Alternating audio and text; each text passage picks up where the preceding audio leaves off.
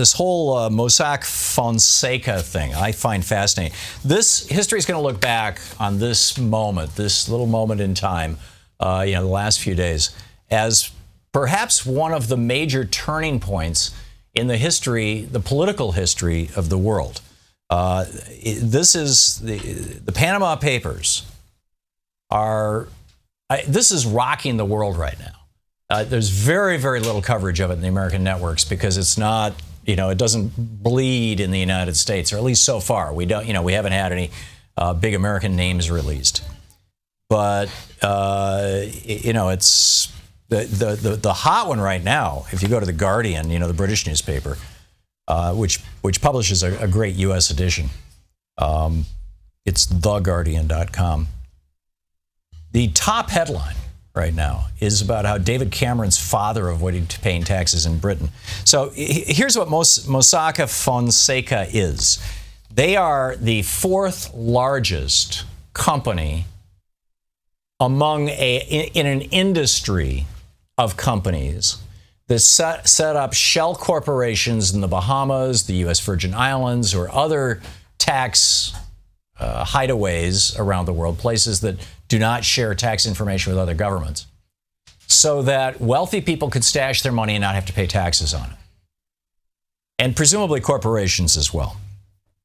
And this company, like I said, the fourth largest, which means there's three of them that are larger than this company and do more than this company, we know nothing about.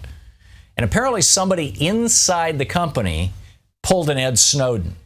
You know how Edward Snowden downloaded, all this massive amount of data from the NSA and then started releasing it to WikiLeaks? Well, we don't know who it was, but somebody inside this company downloaded this massive amount of information and handed it off to Süddeutsche Zeitung.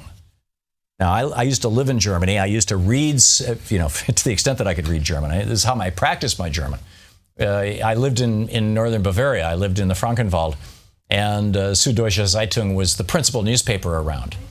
It's the South German newspaper is what Süddeutsche Zeitung translates into. South German newspaper. It's like, Bavarian, and it's very conservative. It's sort of the Wall Street Journal without Rupert Murdoch of Germany. And then you got the Die Welt, and you got a few other, Frankfurter Allgemein, and forgive my lousy pronunciation.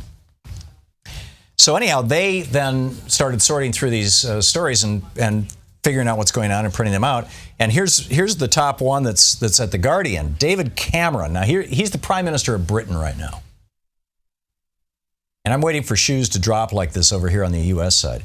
David Cameron's father ran an offshore fund, this is Juliet Garside reporting for The Guardian, that avoided ever having to pay tax in Britain by hiring a small army of Bahamas residents, including a part-time bishop, to sign its paperwork. That's all you got to do. You hire a couple of people in the Bahamas. It's their jobs program.